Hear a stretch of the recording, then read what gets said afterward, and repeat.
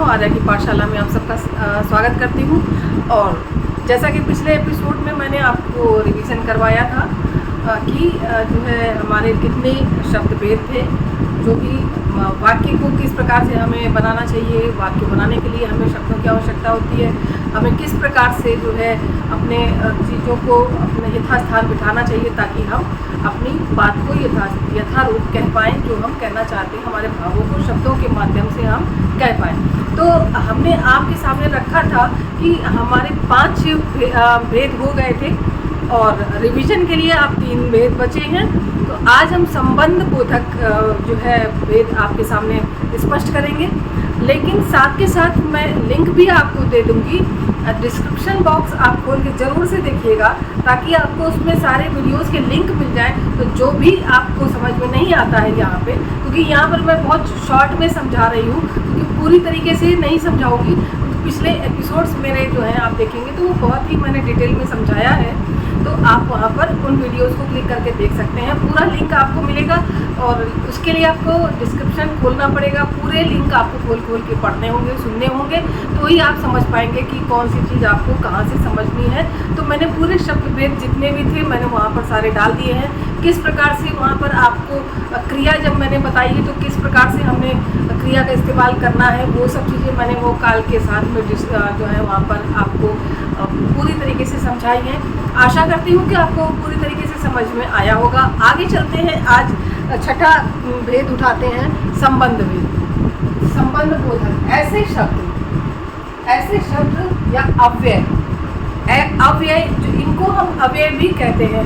यहाँ से हमारे शब्द जो हैं अव्यय का भी रूप ले लेते हैं, जो अविकारी शब्द होते हैं, जिनमें कोई विकार ना हो, जो कहीं खर्च ना हो, जो कहीं जिनका भी प्रयोग जब करते हैं तो वो शब्द होते हैं वो दूसरे शब्दों के साथ उनका संबंध प्रस्तुत करते हैं। तो वो ऐसे शब्द यहाँ पर संबंध बोधक शब्द हो जाएंगे। तो हम यहाँ पर इसकी परिभाषा समझ लेते हैं। ऐसे शब्द संबंध बोधक ऐसे शब्द या अव्यय जो संज्ञा या सर्वनाम के अन्य शब्दों से बोध कराते हैं, संबंध बताते हो, ऐसे शब्दों को हम संबंध बोधक कहते हैं। ये 10 प्रकार के होते हैं।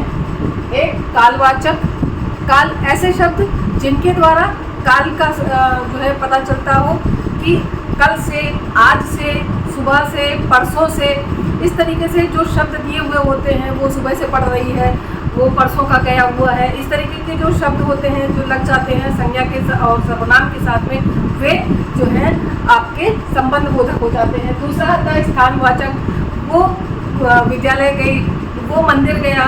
तो इस तरीके के जो स्थान है जो है संबंध बता रहे हैं कि एक जो क्रिया जो करने वाला है, जो करता है, वो मंदिर गया, तो मंदिर संबंध बता रहा है, वो के साथ में संबंध बता रहा है कि वो मंदिर को गया।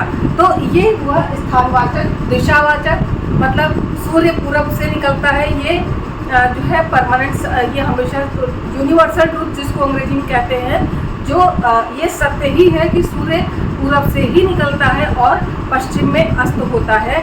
तो ये निश्चित रूप से, बाकी अन्य भी शब्द होते हैं, जैसे वह विद्यालय की ओर गया, वह पूर्व दिशा को गया, इस तरीके की जो शब्द होते हैं जिनमें दिशा का ज्ञान होता है, दिशा की पता चलता है, दिशा का बोध होता हो, उनको हम दिशावाचक संबंध बोधक शब्दों में रखते हैं। आगे चलते हैं साधनवाचक। साधन की जो ऐसे शब्द जो संज्ञा सर्वनाम के साथ में जो संबंध ऐसा बताएं जो उनका साधन बन जाए। तो वे साधन, जैसे पढ़ने के लिए पुस्तक आवश्यक है, तो पुस्तक जो है पढ़ने के लिए आवश्यक है, तो ये साधन हुई पुस्तक जो साधन है पढ़ने के लिए। तो यहाँ पर ये साधन का जो उदाहरण है आपको आशा करती हूँ समझ में आ रहा होगा। हेतुवाचक, हेतु मतलब उसके लिए, जो किसी के लिए काम को करने का संबंध बताता हो, वो हेतुवाचक है। किसी भी चीज़ को करना है उसके लिए किया गया, उसके हेतु किया गया। पूजन के हेतु सामग्री खरीदनी है, पढ़ने के हेतु पुस्तक खरीदनी है, माँ के हेतु सामान लाना है, खाने हेतु सब्जी लानी है, अनाज लाना है। तो ये सारी चीज़ें जो होती हैं वे आपका हेतुवाचक जो है संबंध बोधक शब्दों में आ जाते हैं, बोध कराते हैं, वे हेतुवाचक आते हैं। छठा तो समतावाचक, जो बराबरी का बताए वो उसके जैसा है या उसके बराबर है, तो ये समतावाचक है। जो समता माने बराबर बताए, समानता बताए, वो उसके बराबर है, मतलब वो लड़का उसके बराबर है, चाहे तो उसका जो समानता की जा रही है, चाहे तो उसकी पढ़ाई के साथ में समानता की जा रही है कि वो पढ़ने में उसके बराबर है, या वो लंबाई चौड़ाई में उसके बराबर है, या वो उतना सुंदर है जितना कि वो सुंदर है, या वो इमारत उतनी सुंदर है जितनी कि दूसरी इमारत सुंदर है। तो इस तरीके से जो है समानता बता रहे हो, वो समतावाचक संबंध बोधक शब्दों में आएंगे। आगे चलते हैं। पृथकवाचक, जो अलग हो, जो एक दूसरे से संबंध अलग करते हो, वे पृथकवाचक शब्दों में आएंगे। जैसे पत्ते पेड़ से गिरे और उसने बर्तन से खाना निकाला, तो ये पृथकवाचक हो गए। और आते हैं विरोधवाचक, जो ऐसे शब्द जो संज्ञा और सर्वनाम के साथ जो उनका संबंध है उसका विरोध प्रकट करते हो कि वो उसके जैसा नहीं है या उसको ऐसा नहीं करना चाहिए, ये विरोधवाचक। संघवाचक, उसके साथ में, संघवाचक मतलब जो संज्ञा और सर्वनाम के शब्द जो है वे उसका साथ जिनसे जाहिर होता हो, उनसे पता चलता हो, उनका बोध होता हो, वे होते हैं संघवाचक होते हैं। जैसे सीता पिता के साथ विद्यालय गई, मोहन माँ के साथ पढ़ने बैठा, बच्चे पिता के साथ पढ़ते हैं, या बच्चे अध्यापक के साथ पढ़ते हैं, या बच्चे दोस्तों के साथ खेलते हैं, तो ये संघवाचक हो जाते हैं। आगे चलते हैं तुलनावाचक। तुलनावाचक मतलब जो किसी से तुलना की जा रही हो, कंपैरिजन किया जा रहा हो, वे तुलनावाचक हो जाते हैं। तो जैसे ताजमहल सा सुंदर कोई इमारत नहीं है और भव्य मंदिर अक्षरधाम है, इस तरीके से ये जो शब्द हैं इनकी तुलना नहीं है, जिनकी तुलना ना हो या तुलना की जा रही हो जिन शब्दों से, वे शब्द तुलनावाचक शब्द संबंध बोधक कहलाएंगे। तो आशा है कि आपको संबंध बोधक जो है अच्छी तरीके से समझ में आ गया होगा, और आप नीचे दिए गए लिंक में बाकी डिटेल आप वहां से फिर से समझ सकते हैं। और हम आगे बढ़ते हैं। समुच्चय बोधक।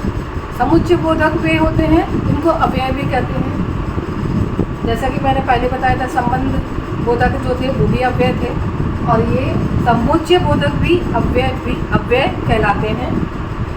वे शब्द जो दो शब्दों अर्थात एक शब्द को दूसरे शब्द से या वाक्यांशों को या वाक्यों को एक दूसरे से जोड़ते हो, ऐसे शब्द जो दूसरे शब्दों को एक दूसरे के साथ जोड़ते हो, वाक्यांशों को या वाक्यों को एक दूसरे के साथ जोड़ते हो, वे समुच्चय बोधक होते हैं। जैसे और, बल्कि, अथवा, किंतु इत्यादि, ये दो प्रकार के होते हैं। ये नीचे मैंने सारणी बनाई हुई है, आप ध्यान से देख लीजिए, थोड़ा सा नीचे मैं कर दे रही हूँ उसको, और बाकी डिटेल आपको हमारे लिंक में मिलेगा जो मैं डिस्क्रिप्शन बॉक्स में आपको दूंगी। साथ में मैं यहाँ पर थोड़ा सा इसको स्पष्ट करूँगी, बाकी आप पूरा एपिसोड को देखिएगा, वहाँ से आपको पूरी बात अच्छी तरीके से समझ में आ जाएगी। तो समुच्चय बोधक ये दो प्रकार के होते हैं, समानाधिकरण समुच्चय बोधक और व्याधिकरण समुच्चय बोधक, ये दो प्रकार के होते हैं। अब इन दोनों के अंतर्भेद भी होते हैं। जैसे ये चार प्रकार के होंगे, समानाधिकरण चार प्रकार का हो गया, संयोजक, विकल्प, विरोध और परिमाण बोधक। व्याधिकरण समुच्चय बोधक भी चार प्रकार का होता है, कारण मूलक, संकेत बोधक, स्वरूप बोधक और उद्देश्य सूचक। इनका जो संयोजक बोधक था वो जैसे इसका चिन्ह जो होता था तथा, जो कि इत्यादि जो शब्द होते हैं वे जो है संयोजक होते हैं। संयोजक मतलब संयोजन करने वाले, जो शब्द एक दूसरे के साथ जुड़कर उनका संयोजन करते हैं। तो जैसे राम और सीता वन गए, तो राम और सीता दो शब्द जुड़े, जो दो शब्द जुड़ करके संज्ञा और सर्वनाम का मैंने बताया था कि दो शब्द जुड़ेंगे, दोनों को जोड़ता है। तो जोड़े तो दोनों लोग वन को गए। विकल्प या वरना, तुम या मोहन काम करो। विरोध, किंतु परंतु लेकिन, इनका जो चिन्ह होता है किंतु परंतु लेकिन। और भी शब्द हैं, आगे आप हमारे वीडियोस पे आप सारी चीज़ें आपको मिलेंगी।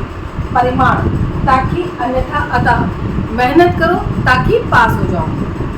मेहनत नहीं करोगे, मेहनत करके ही पास हो सकते हो, ये भी हो सकता है। इतनी मेहनत करो अन्यथा फेल हो जाओगे। ये जो है परिमाण बोधक हो गया। व्याधिकरण, कारण बोधक, चूंकि इसलिए, कारण बताने वाले शब्द जो होते हैं उनको चूंकि इसलिए। तो ये हुआ संकेत बोधक, यदि तो चाहे इत्यादि शब्द लग जाते हैं। स्वरूप बोधक, अर्थात यानी मानो, उद्देश्य सूचक, ताकि, काम करो ताकि शरीर स्वस्थ रहे। तो इस तरीके के जो शब्द हैं वे आपके समुच्चय बोधक शब्द होते हैं और ये सारे भेद हैं। आगे पढ़ते हैं विस्मयादि बोधक भेद। तो वे क्या होते हैं, विस्मयादि बोधक क्या होते हैं, आगे हम पढ़ते हैं उनको। तो यहाँ बोर्ड पर मैं अभी लिखती हूँ और उसको भी मैं सारणी के साथ स्पष्ट करूँगी और बाकी सारी चीज़ें आपको वीडियोस में मिलेंगी। पढ़ते हैं विस्मयादि बोधक क्या होते हैं। विस्मयादि बोधक, जैसा कि शब्द से ही आपको समझ में आ रहा होगा कि विस्मय प्रस्तुत करने वाले या विस्मय का बोध कराने वाले शब्द जो होते हैं वो विस्मय बोधक होते हैं, जिनसे कुछ आश्चर्य, हर्ष, शोक, घृणा, ग्लानि इत्यादि समझ में आता है, वो विस्मयादि बोधक होते हैं। तो इनके भेद होते हैं 10 प्रकार के। ये 10 प्रकार के होते हैं। शोक बोधक, अर्थात जिन शब्दों से शोक का एहसास होता हो, हाय, अरे, ये कैसे हो गया, इस तरीके के जो शब्द वाक्य के रूप में आते हैं, जिनके शब्दों में जो वाक्यों में पहले लगा हुआ होता है, उनसे शोक का बोध होता हो, वे शोक बोधक होते हैं। तिरस्कार बोधक, धत, दूर हटो। तो इस तरीके से छी छी, ये क्या कर दिया, इस तरीके के जो शब्द आते हैं वे तिरस्कार बोधक होते हैं। स्वीकृति बोधक, हाँ हाँ तुम ऐसा कर सकते हो। तो संबोधन बोधक, आइए, बैठिए, अरे आप पढ़े हैं, इस तरीके के जो है, आओ, राम, इस तरीके के संबोधन बोधक हो गए। हर्ष बोधक, आहा कितना सुंदर है, इस तरीके से। भय बोधक, हाय ये कैसे करेंगे, जिन शब्दों से, जिन वाक्यों से भय प्रकट हो रहा हो, वो भय बोधक। आशीर्वाद बोधक, जो जीते रहो, खुश रहो, प्रसन्न रहो, आशीर्वाद बोधक होते हैं। अनुमोदन बोधक, जिन वाक्यों या शब्दों से पता चलता हो कि किसी कार्य का अनुमोदन कर दिया गया है, किसी शब्द का या किसी कार्य का अनुमोदन कर दिया गया हो या उसको स्वीकृति मिल गई हो, वो अनुमोदन बोधक हो जाते हैं। विदास बोधक, आपको पिछले मैंने एपिसोड में बताया था, आप एपिसोड को पढ़िएगा, देखिएगा, सुनिएगा। उसमें विदास को मैंने बताया था, विदस ये संस्कृत का शब्द है, वि और दस, दास्यामी, दास्यति। तो ये इसका अर्थ होता है अलग होना, जाना या विदाई लेना। तो ये विदास बोधक मतलब टाटा, चलते हैं, बाय, इस तरीके के जो शब्द होते हैं वो ये विदास बोधक होते हैं। विवशता बोधक, नहीं हम नहीं कर सकते, ऐसा तो नहीं हो सकेगा, इस तरीके के जितने भी शब्द आते हैं वो विवशता बोधक होते हैं। तो अब ये हमारे शब्द भेद का जो पुनरावृत्ति थी, जो रिवीजन था, वो खत्म होता है। ये पूरे 8 जो शब्द भेद थे मैंने सारे पुनरावृत्ति अच्छी तरीके से करवा दी है और मैं पूरे जो एपिसोड है उनका सबका लिंक अपने एपिसोड के उसमें दे दूँगी और आप उसको अच्छी तरीके से सुन के समझ सकते हैं। कुछ भी आपको समझ में ना आने की स्थिति में आप वहाँ पर क्वेश्चन लिख सकते हैं। आपको आर्या पाठशाला इंस्टाग्राम पर भी ये वीडियोस देखने मिल जाएंगे, आप वहाँ पर भी अपने क्वेश्चन डाल सकते हैं, पूछ सकते हैं।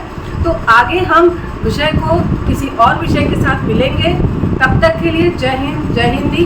और अच्छी तरीके से समझते रहिएगा और न समझे तो पूछिएगा ज़रूर से। और एक बार पुनः आप सभी जो हमारे 100 सब्सक्राइबर हो गए हैं आर्या की पाठशाला में, आप सभी का एक बार पुनः बहुत बहुत धन्यवाद। आगे जो नए लोग हमारे साथ जुड़ रहे हैं वो सब्सक्राइब करते चलें, और जो पुराने हैं वो ज़रूर से लोगों के साथ वीडियोस को शेयर करते रहें, ताकि हमारा कंटेंट लोगों तक पहुंचता रहे। मैं थोड़ा स्लो ज़रूर चलती हूँ, धीमे चलती हूँ, और लेकिन मैं लोगों को समझाने की कोशिश करती हूँ ताकि कोई गलतियाँ बच्चे ना करें, क्योंकि अक्सर लेखन की गलतियाँ, व्याकरण की गलतियाँ और वर्तनी की गलतियाँ जो देखने में आती हैं, जो बड़े बड़े लोग भी करते हैं, वो संभवतः आप लोग इन वीडियोस को देखने के बाद नहीं करेंगे, ऐसा मेरा विश्वास है। और आगे के वीडियोस भी बहुत अच्छे होने वाले हैं, इसके लिए आपको हमारे साथ जुड़े रहना होगा। तो तब तक के लिए नमस्कार, बाय बाय, धन्यवाद देखने के लिए, बाय।